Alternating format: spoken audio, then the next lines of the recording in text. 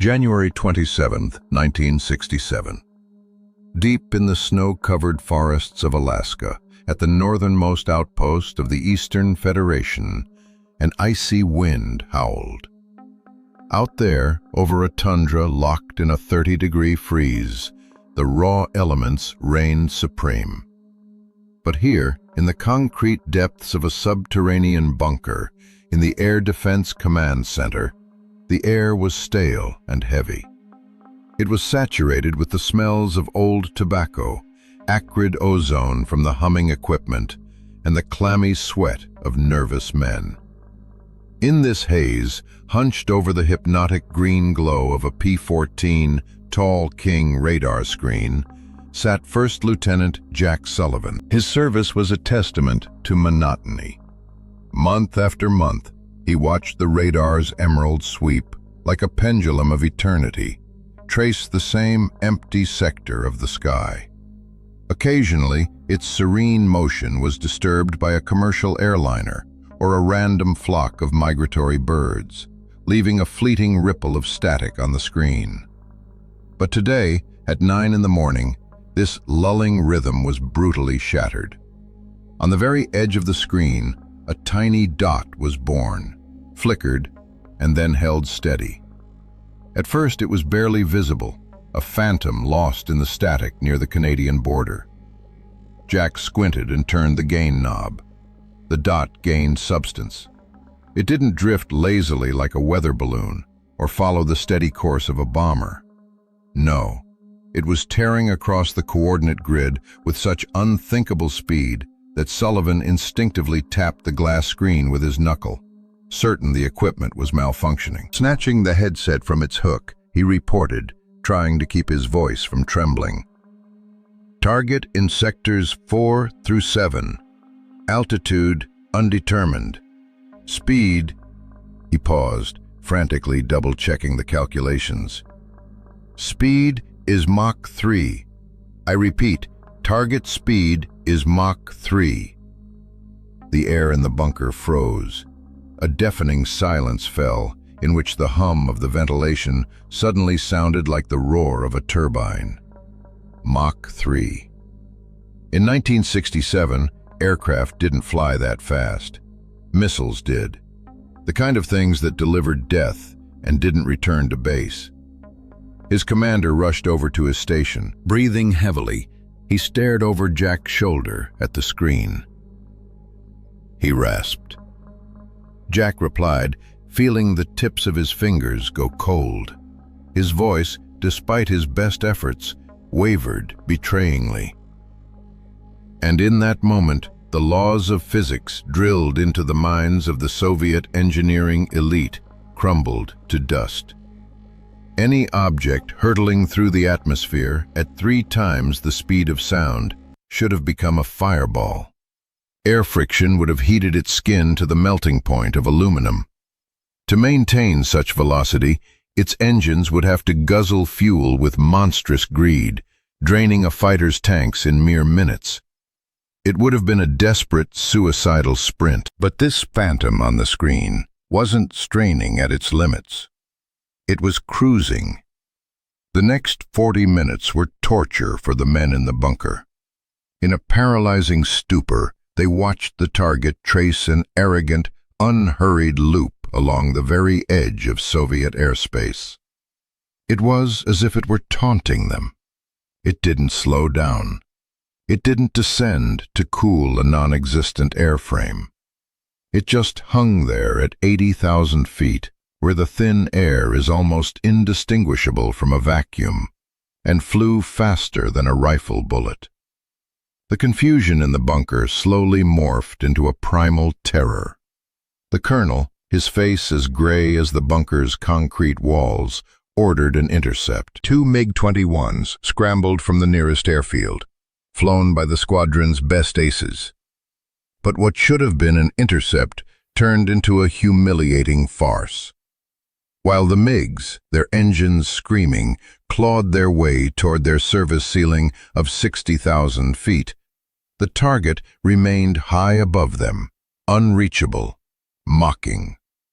Through their canopies, the Soviet pilots peered into the inky violet abyss of the stratosphere. Their reports were strained and incredulous. They could only see a silvery streak, a distant glint of sun on something moving with insulting composure. They pushed their throttles to the firewall, pouring tons of kerosene into the roaring afterburners in a desperate attempt to close the gap. But their machines were only machines. As the instrument needles entered the red zone, the engines began to choke from overheating, protesting the impossible. The engines are choking, glowing white-hot. In the cramped Soviet cockpits, warning lights flash frantically. The pilots have no choice but to break off the chase, their hearts heavy as they guide their fighters into a life-saving dive back into the dense layers of the atmosphere to save the machines from certain destruction. And the target? The target is unfazed. It doesn't maneuver. It doesn't try to evade. It simply continues its patrol route as if drawing a cold, final verdict across the sky. This was more than an intrusion. It was a challenge to physics itself, a technological paradox. Later, in Krestov, engineers poring over the radar logs would only shake their heads in helpless frustration. The data didn't just fail to add up, it defied logic itself. The principle of a jet engine is simple. It sucks in air, compresses it, mixes it with fuel, and ignites it. But at Mach 3, the incoming airflow is so violent that it creates a shock wave capable of literally choking the engine, blowing out the flame in the combustion chamber. It would be like trying to quench your thirst by drinking from a fire hose at full blast. Moreover, the monstrous heat at the intake should have instantly melted the titanium turbine blades. But this machine not only survived the inferno, it seemed to revel in it. The radar operators, gripping their consoles, noticed something even more inexplicable. As the object increased its speed, its heat signature didn't become a chaotic, ragged glow typical of an engine at its limit. On the contrary, it grew cleaner, more stable. The faster it flew, the more efficient it seemed to become. This was sacrilege. It overturned everything Soviet aerospace science was built upon. Their own interceptors, even experimental monsters like the heavy Yak-152 prototypes, were crude, brutal machines. They smashed through the sound barrier with sheer, unbridled thrust, fighting the air, shuddering with violent vibrations, consuming tons of fuel, and literally burning out their engines in just a few minutes of supersonic flight. But this American Phantom, it danced with the shock waves. By the time the dot on the radar finally turned north and vanished over the Beaufort Sea, a profound silence had fallen over the Alaskan bunker. It wasn't anger. It was a deep, soul-chilling uncertainty. The Eastern Federation had spent billions of rubles building an impenetrable wall of surface-to-air missiles and interceptor squadrons to stop American bombers.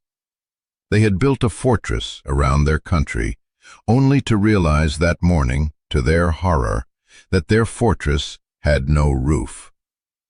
The report Jack typed up that evening was sent by special courier straight to the Citadel. It contained no bravado or propaganda, just one short, frightened question that would haunt the entire Soviet military-industrial complex for the next 2 decades. How are they doing this? The search for an answer would lead the KGB and Soviet engineers down a dark rabbit hole of paranoia, forcing them to question the fundamental laws of metallurgy and thermodynamics. They would speculate that the Americans had discovered a new element, created an unheard-of fuel, or perhaps even invented an entirely new principle of propulsion. None of them could have imagined that the answer lay not in exotic physics, but in a mechanical trick, so ingenious in its simplicity, yet so counterintuitive that it turned their greatest enemy, the air itself, into a powerful ally. But on that frigid morning in 1967, they knew only one thing. Something up there in the stratosphere was looking down on them, and they were utterly powerless to stop it. The impossible machine had arrived, and the great Soviet panic had begun. The radar logs from Alaska did not remain in the frozen north. Less than 48 hours later, they were in a leather briefcase, handcuffed to the wrist of a courier on an express train to Krestov. Their final destination was a heavy oak table at the National Aerodynamics Institute, known as the NAI. This was the nerve center of Soviet aviation, a sanctuary where the best minds of the communist world wrote and rewrote the laws of the sky. But now, staring at the dry lines of data from the American intruder's flight, these minds were in a state of complete disarray. A commission was hastily assembled. It included titans of engineering, engine specialists, aerodynamicists, and grim-faced intelligence officers from the GRU. The atmosphere was not one of scientific curiosity, but of the clammy fear of defensive panic. The data on the table painted a chilling picture. The target wasn't just flying, it was screaming along at Mach 3.2, over 2,100 miles per hour, and it was doing so for an impossibly long time. It was this duration that was the anomaly, the nightmare that robbed the engineers of their sleep. To understand their bewilderment, one must grasp the state of jet engine technology at the time. In the late 1960s, the Soviets were masters of brute force. They knew how to make iron fly at incredible speeds.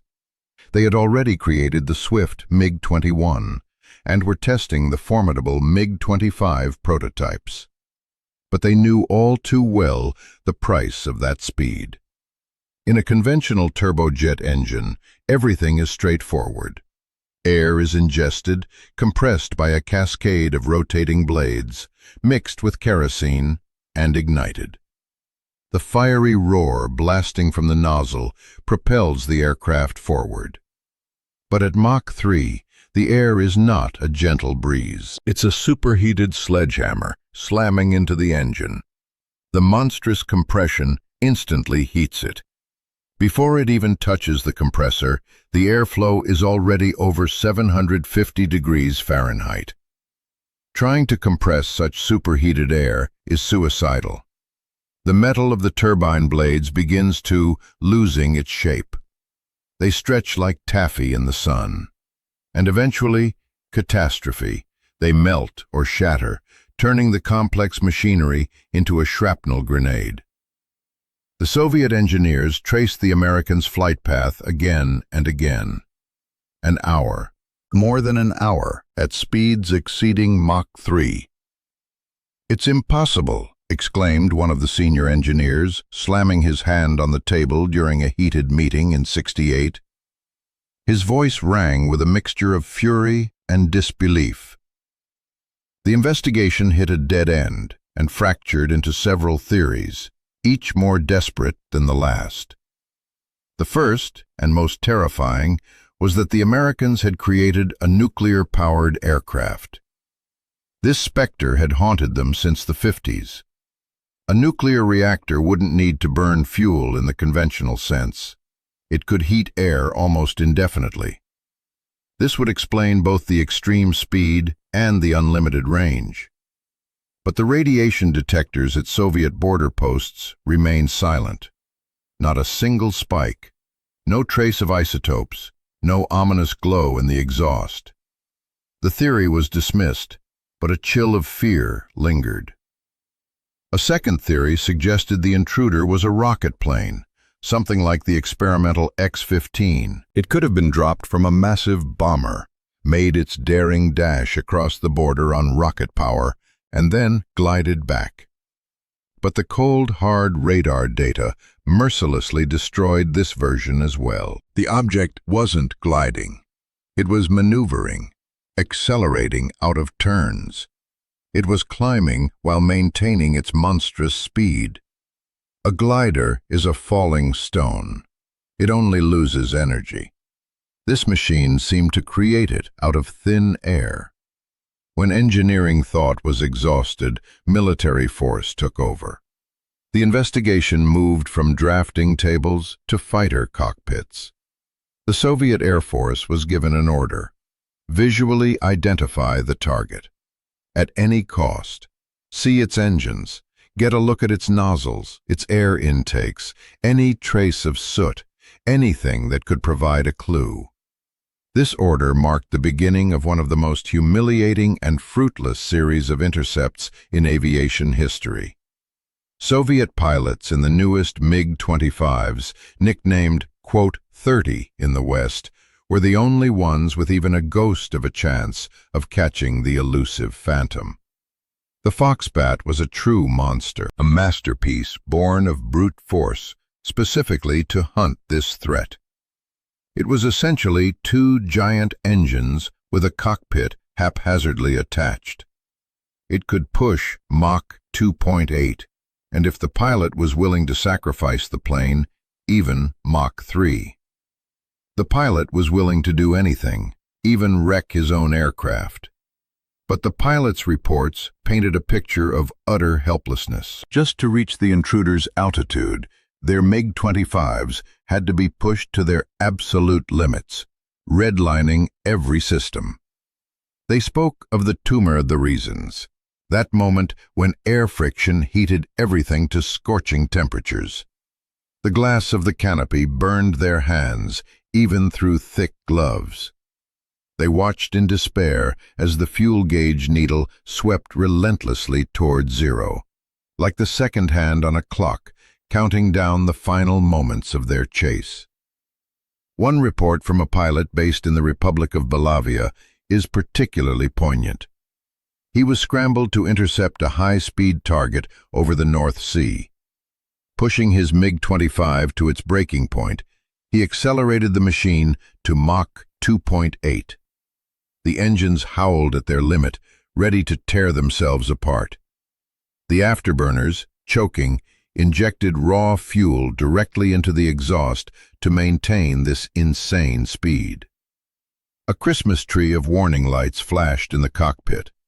Engine overheat, critical drop in hydraulic pressure. Gritting his teeth, he looked up. There, 10,000 feet above him, glided the Blackbird. It wasn't tearing through the air, wasn't vibrating with strain.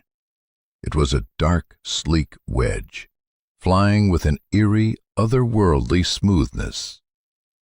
The pilot reported with astonishment that the American didn't even seem to be using its afterburner in the conventional sense. There were no pillars of fire, just a slight, almost imperceptible distortion of the air behind the engines, like a mirage over a hot highway. And at the very moment the MiG reached its ceiling, when its engines began to gasp and surge, choking on the supersonic flow, the American pilot seemed to merely nudge his controls. The Blackbird accelerated without any visible effort and simply vanished, leaving the Soviet fighter floundering in its wake. The pilot had no choice but to abort the intercept and limp back to base, praying his engines didn't disintegrate.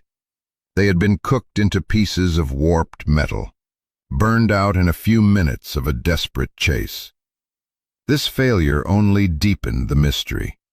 Back in Krestov, the MiG-25's engines, the famed Tumansky R-15s, were among the most powerful in the world. Yet at such speeds, they literally suffocated.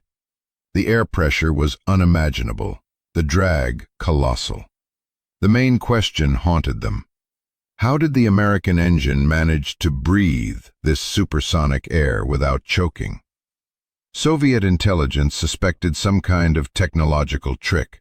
They studied contrails, painstakingly stole fragments of technical manuals from third-party contractors. They soon learned that the aircraft, now identified as the SR-71, used a special fuel, JP-7. But fuel alone couldn't rewrite the laws of physics. The engineers at the NAI began to lean toward the idea that the Americans were using some kind of hybrid cycle they couldn't replicate. Was it a ramjet? But a ramjet with no moving parts, and which works better the faster it goes, is completely useless at low speeds. A ramjet alone can't even take off. It needs a turbojet for that. So, did it have two types of engines? Did the pilot switch between them in mid-flight? But spy photos showed only two nozzles, not four. The conclusion they eventually reached was staggering and frightening. The Americans had created a hybrid, a transformer engine, a machine that was an ordinary jet on the ground, but became something entirely different in the sky. But it was one thing to accept this fact, and quite another to understand how to replicate it. Here, Soviet science hit a wall. Their lag in materials science was critical. They struggled to produce titanium of the purity needed to withstand such heat, let alone create the complex moving geometry required for such an engine. By the early 1970s, the Blackbird had become a legend among the Soviet military. It was a ghost, an elusive phantom. Radar operators could only silently log its track on their screens and watch with a heavy heart as it disappeared, knowing full well they were completely powerless. All investigations led to a dead end, acknowledging only one thing: nothing could be done. Attempts to create a counter-weapon failed. The MiG-25 was built specifically to hunt this elusive enemy, but it was like sending a sprinter to run a marathon. Soviet engineers knew what it was doing, flying higher and faster than anything ever created. But how it did it, the secret of the J-58 engine, remained an impenetrable black box. They had no idea that the answer lay not in the engine alone, but in the entire system built around it. They didn't understand that the Americans hadn't fought the elements. They had invited the hurricane into the very heart of the machine. And while Soviet designers in Krestov chased ghosts, arguing over the laws of thermodynamics, the solution to their puzzle was basking in the hot sun of Marietta, Georgia. It was hidden behind the chain-link fence of Lockheed's Advanced Development Unit, known to the world as the Skunk Works. Here, the air smelled of jet fuel and epoxy resin, not despair. The man in charge was Kelly Johnson, a genius with a reputation for whom the word impossible did not exist. Johnson and his team understood from the very beginning what the Soviets were only beginning to dimly suspect. Conventional jet engines were suicidal for this task. To outrun missiles, you had to fly at Mach 3.2. But as was already clear, at that speed, the white-hot air ramming into the engine threatened to turn the turbine blades into molten metal. The Americans decided not to build a stronger engine that could withstand the infernal heat. Instead, they built an engine that could change its anatomy in mid-flight. Their choice was the Pratt & Whitney J-58.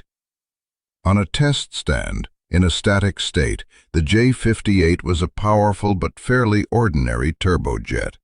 It roared, consumed fuel, and produced thrust. But the real magic was hidden not within the engine itself, but in the massive structure built in front of it. If you look closely at the SR-71, you'll notice two menacing pointed cones protruding from the air intakes. They weren't just for aesthetics or aerodynamics. They were the secret weapon. These cones, or spikes, were movable. They were controlled by a complex analog computer, a mechanical brain of gears and levers that could retract the spike up to 26 inches. This was the brilliant idea that had stumped the Soviet engineers. When the Blackbird was on the runway, or flying at subsonic speeds, the spike was fully forward. Air flowed smoothly around it, the compressor spun, and the engine worked like any other jet. Suck, squeeze, burn, push. But as soon as the pilot pushed the throttle forward, and the aircraft broke the sound barrier, hurtling toward Mach 2, the computer came to life. Its mechanical brain began to move, slowly retracting the spike into the engine's scorching maw. At Mach 3, the air slamming into the aircraft's nose became the blind fury of a supersonic shockwave. The retracted spike moved into the perfect position to capture that wave and lock it inside the air intake. Instead of allowing this destructive force to tear the engine apart, the ingenious shape of the intake slowed the airflow from Mach 3 to subsonic speed in a fraction of a second. This titanic drop in velocity converted the air's kinetic energy into pure pressure. Unbelievable pressure. Air was no longer flowing into the engine. It was being rammed in with the force of a hydraulic press. And then the second trick came into play, the one the Soviet pilots could never see.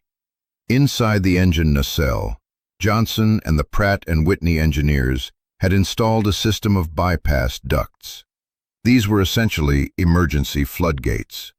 When the pressure became extreme and the air too hot for the delicate turbine blades, the engine opened these gates. The massive, hyper-compressed airflow no longer went through the engine's core.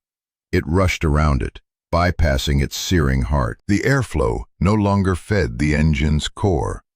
It flowed around it. It bypassed the compressor, the combustion chambers, and the turbine, heading straight for the afterburner at the rear of the aircraft. In that instant, the J-58 underwent a metamorphosis. It ceased to be a turbojet and became a ramjet. In this mode, the compressor was no longer needed. The aircraft's own speed compressed the air with monstrous force. The complex, spinning heart of the engine was now reduced to the role of a simple pump, its sole job to keep the flame alive. The true power was born from the redirected airflow, which mixed with fuel and ignited in the giant nozzle. This was the incredible phenomenon that had baffled Soviet radar operators. In the logic of a conventional jet, the faster you go, the harder the engine must work to suck in air, and the more fuel it burns to maintain rotation. But the SR-71 broke all the rules. The faster it flew, the more violently the air forced itself into the engine. At Mach 3, the J-58 was actually working less hard than it was at Mach 1. Its efficiency increased with its speed. At Mach 3.2, the air intake structure itself, the cone and bypass doors, generated 80% of the total thrust. The engines were essentially idling, pushed forward by the raw, untamed force of the air rushing into them. This was the brilliant cycle the Soviets could never replicate. The Americans had turned their greatest enemy, the crushing pressure of the oncoming airflow, into their main source of propulsion. To feed this beast, regular kerosene wouldn't do. It would have boiled and exploded in the tanks from the monstrous temperatures. So they created JP-7, a fuel so inert you could drop a lit match into a bucket of it and the match would simply go out. Igniting it required true alchemy, an injection of triethylborane, or TEB. This chemical exploded on contact with oxygen, creating the famous green flash seen in footage of the Blackbird's engine start. While the Soviets tried to solve the problem with brute force, the Americans created a musical instrument. It required meticulous tuning. If the cone was off by a fraction of an inch, the shock wave would escape, throwing the aircraft into a wild yaw and threatening to tear it apart. But when it worked, and it did, it was invincible. Up there at 85,000 feet, the pilots in their pressure suits were flying the only machine in history that got better, stronger, and more efficient the closer it came to the absolute limits of physics. They were flying aboard an engineering marvel that turned the very atmosphere into fuel. And far below, Soviet interceptors repeatedly slammed into a brick wall. The turning point came not in a quiet laboratory, but in the desperate report of a Soviet pilot who pushed the pride of the Soviet Air Force to its breaking point. The year was 1972. The setting, the skies over the Azaran Desert. The Eastern Federation had deployed its secret weapon here, the MiG-25 Foxbat. Officially, it was to counter Israeli Phantoms, but the true target was the elusive American reconnaissance aircraft. A Soviet pilot with the call sign 831 is scrambled for an intercept. The target is heading north. Speed, Mach 3.2.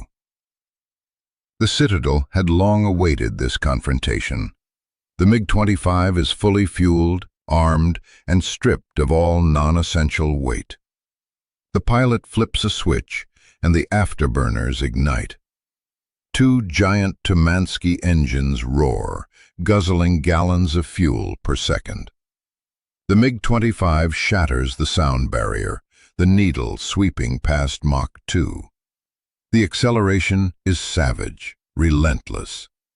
The machine shudders as it punches through the dense lower atmosphere. At 40,000 feet, the pilot is already flying at Mach 2.5. The speed is Mach 2.5. He glances at his instruments. The engine temperature gauges are climbing into the red zone, warning lights flashing. The ironclad rule echoes in his ears. Do not exceed Mach 2.8 for more than 3 minutes. Any longer, and the superheated engines will start to devour their own compressor blades. But the target is still higher, and worse, it's pulling away. A desperate, suicidal decision forms in the pilot's mind. With a flick of a switch, the safety limiters are disengaged. He shoves the throttles past the stops, injecting raw fuel directly into the screaming nozzles. The MiG-25 breaks through to Mach 3.2. The entire aircraft howls under the inhuman strain. Paint on the nose cone blisters from the ferocious heat. The canopy radiates a searing heat like an open oven. And in that moment, through the shimmering haze of the stratosphere, he sees it. He sees the SR-71. It isn't shuddering. It isn't fighting the elements. It looks like a silver needle suspended in the motionless amber of the heavens. And then the Soviet pilot witnesses the impossible. Before his eyes, the Americans' exhaust plumes change. They tighten, forming a perfect chain of glowing rhombuses, the legendary pulsating behind the engines. The SR-71 doesn't evade or dive. It simply accelerates. It pulls away from the MiG-25 as if it were standing still. The Soviet pilot, gritting his teeth, watches helplessly as the black silhouette melts into the distance and finally disappears over the curve of the planet. His own engines are in their death throes. Violent bangs shake the aircraft. Thump, thump, thump.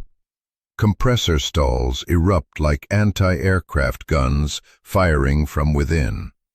The pilot yanks the throttles back and throws the plane into a dive, silently praying his fighter doesn't disintegrate in mid-air. When he lands in the Kumar Republic, the ground crew freezes in horror. The MiG-25's engines are dead. The turbines have fused into a single, molten lump. The heat was so intense that the steel fuselage has warped into waves. The aircraft has become a monument to its own limits. He had flown at Mach 3 for 5 minutes and had effectively killed his machine to do it. The incident report landed on the desk of the chief designer at the Mikoyan Gurevich Design Bureau in Krestov, and it was there that the icy shock began to sink in. Intelligence data finally clicked into place, revealing the secret of the J-58 engine. The engineers laid the American engine schematics next to the mangled remains of their own. The realization was a gut punch to Soviet pride.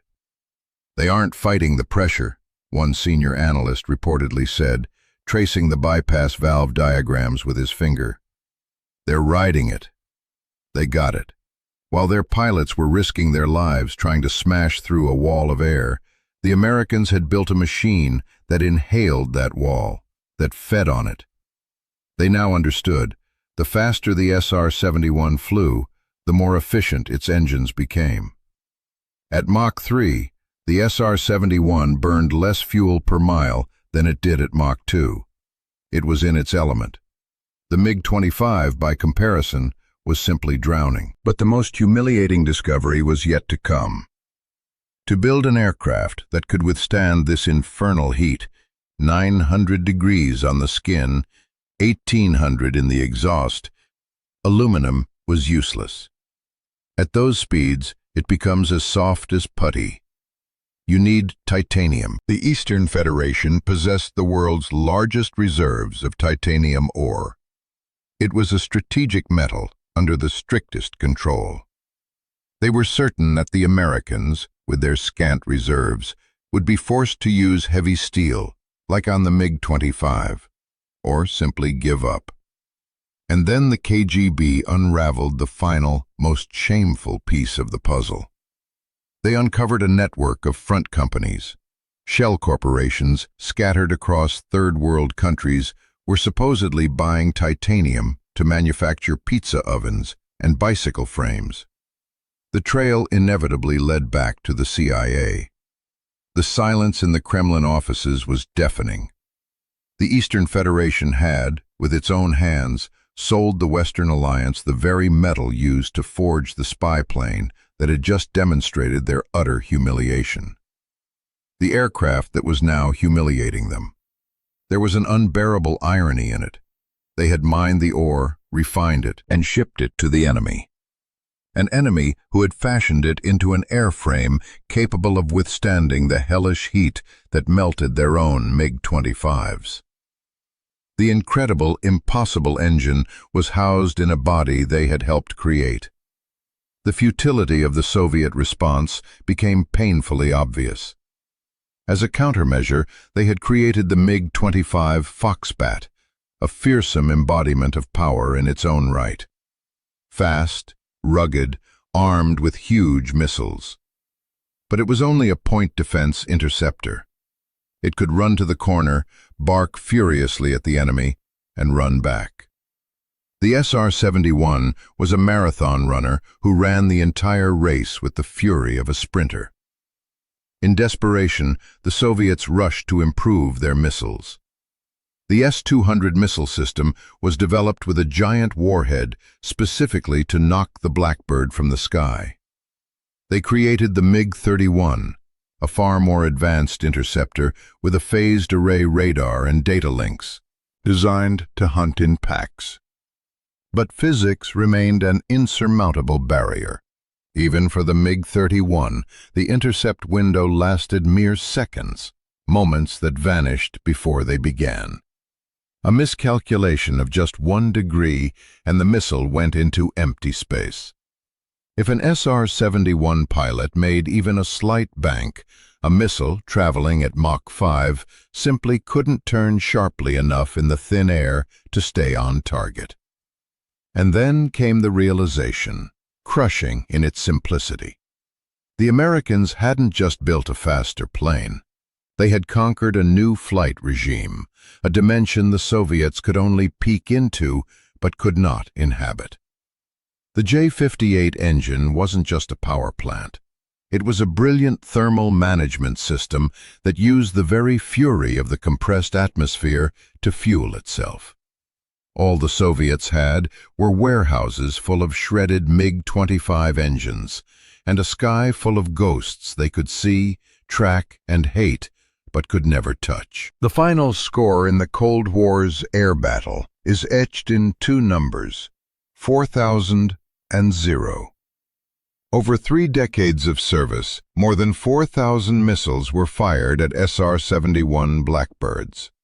They were launched from the People's Republic of Tan-Ming, from the democratic state of Cholia, from the Republic of Sarhad, and from the borders of the Eastern Federation. Every single one of them failed. The Blackbird, the plane that dared to defy the laws of thermodynamics, was never once touched by enemy fire. These numbers are not just a testament to pilot skill. They are the cold, mathematical proof of an engineering checkmate.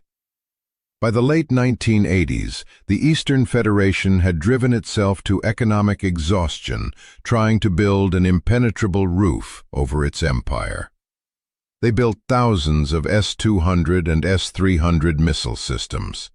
They produced over 1,000 MiG-25 interceptors, and more than 500 of the newer MiG-31s. They trained generations of radar operators to scan the skies for the high-speed target. The economic imbalance was staggering. The Western Alliance built only 32 SR-71s, a tiny, ghostly fleet. And this handful of black jets forced the Eastern Federation to throw tens of billions of rubles into a defensive network that proved utterly useless against its primary target. This brings us to the true legacy of this machine. The J-58 engine was not just a piece of technology. It became a symbol of the yawning chasm between two ideologies, two approaches to innovation. The Soviet approach was direct, industrial, and robust. They looked at a problem, we need to fly fast, and answered it by applying more power. They built bigger engines, steel airframes, and stronger missiles.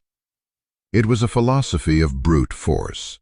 It produced the MiG-25, a magnificent monster, but a monster fundamentally constrained by the materials from which it was born. It was a sprinter, desperately trying to catch a bullet. But Kelly Johnson and his geniuses at the Skunk Works had a different path. Their approach seemed like pure madness, experimental, fantastically expensive, and recklessly bold. When they looked at the problem, they didn't try to fight it. They decided to rewrite the laws of physics themselves. They realized that to fight the atmosphere was to lose. So they made the very fury of high-speed flight power their engines. They created an aircraft that leaked fuel on the runway like a wounded animal, because its titanium panels were designed to expand and seal perfectly only in the hellish heat of supersonic flight. They created a machine that grew by 6 inches in the air. They created an aircraft that required a separate starter cart with 2 roaring Buick V8 engines just to spin up its mighty turbines. In the eyes of Soviet engineers, raised on principles of reliability and mass production, the SR-71 was a monstrosity. Too complex, too fragile, too demanding. By all logic, it shouldn't have been able to fly. But it did. The psychological blow to the Soviet military command was colossal. For a quarter of a century, they lived with the humiliating knowledge that at any moment, the Americans could streak over their most secret facilities, take detailed pictures of their backyard, and be home in time for dinner, leaving behind nothing but a thunderous roar in the stratosphere. And the Red Army was completely powerless. This bred a culture of total paranoia, forcing them to bury their greatest secrets deep in bunkers, because the sky above was no longer theirs. It was always watching. It drained their economy, which was thrown into a desperate and hopeless race for a technology whose gap only widened with each passing year. When the wall of the Great Standoff finally fell in 1991, American and Soviet pilots met face to face. At air shows and conferences, former enemies, now gray-haired veterans, shared vodka and war stories. And the Soviet aces, the ones who had flown the MiG-25s and MiG-31s, asked the Americans the same question again and again, with undisguised awe. How the hell did you keep your engines from melting? When the Americans, smiling, began to explain the bypass ducts, the movable intake cones, and the thermal expansion joints, their Russian counterparts fell silent. They understood the physics, of course, but the sheer audacity of the design left them stunned. They would silently shake their heads, staring into their vodka glasses, unable to comprehend how an entire government could approve a project so risky, so insane. The SR-71 was retired in 1990, not because it was finally shot down. It was retired because spy satellites and budget cuts did what 4,000 missiles could not. Today, the surviving Blackbird stands silent in museums. Cold and quiet, they no longer leak fuel onto the concrete. But if you walk up to the giant maw of a J-58 engine, you are looking into the heart of an artifact that won the Cold War. Not with a deafening explosion, but with a shattering sonic boom. This aircraft is a monument to an era when engineers faced the seemingly insurmountable thermal wall of Mach 3 flight. And instead of backing down, they decided to simply kick a door through that wall and walk through. The Soviet Union spent decades searching for a weapon that could kill this beast. They never understood the most important thing. The beast fed on the very thing they were so desperately trying to protect, the sky itself.